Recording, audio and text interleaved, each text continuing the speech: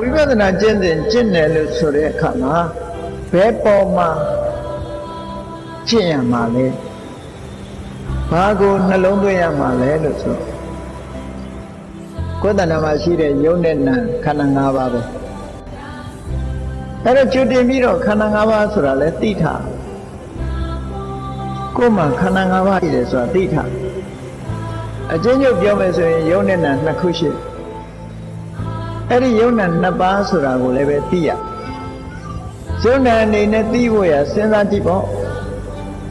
ကိုယ်ခန္ဓာကိုယ်ကြီးကိုအာယုံစိုက်ကြည့်လိုက်ဟောဒီ body လို့ပြောတဲ့မျက်စိနားနာလျှာကာယဆိုတာကြီးဟာဘာကူမှအာယုံကိုယူနိုင်စွာမရှိဘူး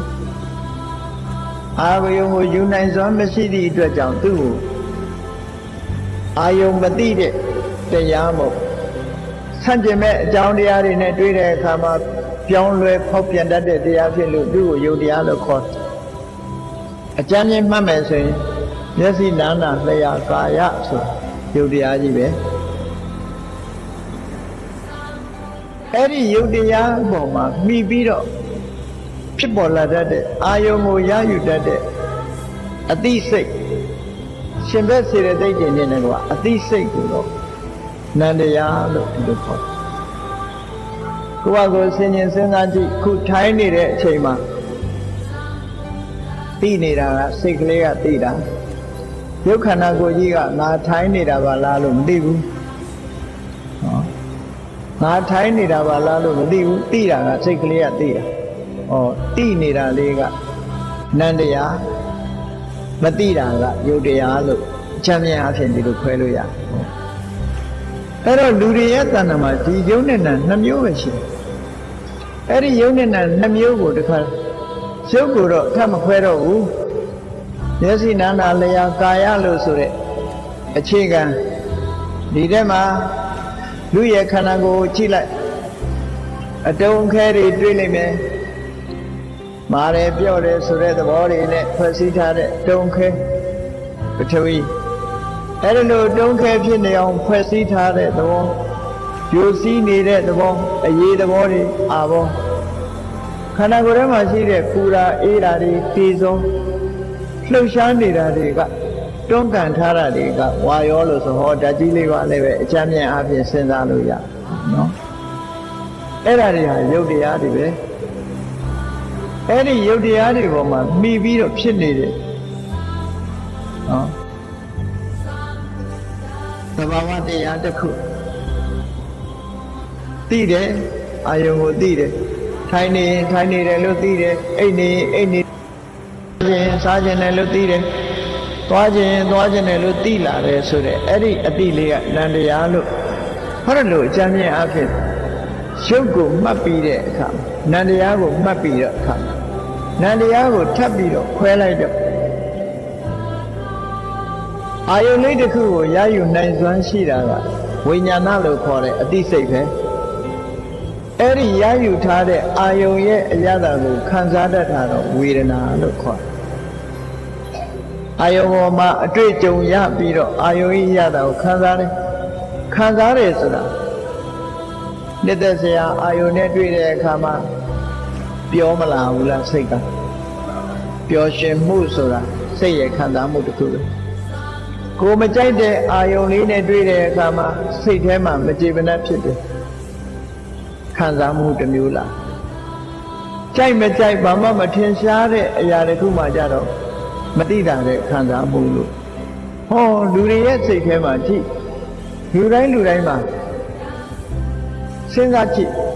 စိတ်ရဲ့ခံစားမှုတွေဟာကောင်းတယ်လို့ခံစားတာရှိတယ်မကောင်းဘူးလို့ခံစားတာရှိတယ်ကောင်းမထင်ရှားတဲ့ခံစားတာရှိတယ်ဒုက္ခဝေဒနာဒုက္ခဝေဒနာအဒုက္ခမဒုက္ခဆိုအဲ့ဒီဝေဒနာတွေဆိုတဲ့ခံစားမှုတွေကမိမိတဏ္ဍာမှာစဉ်ဆက်မပြတ်ဖြစ်နေတဲ့အရာတွေပဲဖြစ်တယ်ပေါ့အာယုန်နဲ့တွေ့လိုက်ထားတဲ့တပြိုင်နက်ထိုအာယုန်ပေါ်မှာခံစားမှုဆိုတာပေါ်လာအဲ့ဒီခံစားမှုကိုကြည့်ပြီးတော့လူတွေကခံစားမှုလို့မသိတဲ့အခါဘာပြောတော့ဆိုဒီကနေ့ငါပြောတယ်ဒီကနေ့ငါမပြောဘူးဒီကနေ့ငါစိတ်ညစ်တယ် ပြောမနေကြဘူးလားတကယ်ကတော့ကိုယ်တဏ္ဍာမှာခံစားမှုသဘာဝတရားဖြစ်ပေါ်နေတာလို့ဒီလိုမှတ်အဲ့ဒါကိုဝေဒနာခန္ဓာလို့ခေါ်တယ်အေးအာယုန်တစ်ခုကိုတွေးလိုက်တာအောင်ဆိုတာကိုမှတ်လိုက်တယ်အဲ့ဒီအမှတ်နဲ့ပဲပြန်သိတယ်တခါမှမမြင်ဘူးခင်ကပထမဆုံးမြင်လိုက်တဲ့ဟာကိုမှတ်လိုက်တယ်နောက်တစ်ခါထပ်မြင်တော့မသိဘူးလားသိသွားတယ်အဲ့ဒါဘယ်သူကမှတ်တုံးဆိုတင်ညာကမှတ်ပေးတာစိတ်ထဲမှာဖြစ်ပေါ်လာတဲ့တင်ညာတရားကမှတ်လိုက်တာတဲ့အဲ့ဒါကခန္ဓာတစ်ခုဒီတဲ့ပဲတွေးတယ်ကြံတယ်လိုချင်တယ်စိတ်ဆိုးတယ်မလိုချင်ဘူးမေတ္တာထားတယ်ဆိုတဲ့အကောင်းအဆိုးတွေရောနေတဲ့သဘာဝတရားတွေကိုသင်္ခါရလို့ခေါ်တယ်အဲ့ဒီသင်္ခါရလို့ခေါ်တဲ့စေတသိက်50ပေါ့စိတ်ရဲ့အခြေအနေစေတသိက်50ကသင်္ခါရခန္ဓာလို့ဆိုပေါင်းလိုက်တော့စိတ်ရဲ့ဝေဒနာရဲ့သင်ညာရဲ့သင်္ခါရရဲ့ဆိုတော့ဒီခန္ဓာ၄ခုကတော့နာမ်ခန္ဓာ၄ပါးလို့ဒါပထမသိအောင်အရင်ကြိုးစားရအကျမ်းမြင်လေးကိုယ်တဏ္ဍာမှာဒီဟာတွေကိုတွေ့နေဖို့လို့ဒီတဲ့ချင်းလိုက်လို့ရှိရင်ယုံနဲ့နာနှစ်ခုလည်းပဲမှတ်အဲ့ဒီယုံနဲ့နှစ်ခုသိလာပြီးတဲ့နောက်မှာဒီယုတ်ဒီနတ်တွေဟာဘာကြောင့်ဖြစ်နေတာတုံးဆိုတဲ့အကြောင်းတရားကိုသိဖို့လိုတယ်အကြောင်းတရားကိုသိလာပြီဆိုတဲ့အခါကျတော့မှဟောဒီယုတ်ဒီနတ်တွေရဲ့သဘာဝတွေကိုစူးစမ်းဆင်ခြင်မှုဆိုတဲ့ဝိပဿနာဉာဏ်တစ်မျိုးနဲ့တွေ့တဲ့အခါကျတော့မှအခုဝိပဿနာရှုွယ်တော်40ဆိုတာလားဟောဒီတိုင်းတော်40တန်းပြီးတော့ရှုလို့မရဘူးရှုရမှာကဘာကိုရှုရမှာတော့ဆိုရင်မိမိတဏ္ဍာမှာရှိတဲ့ခန္ဓာကိုရှုရ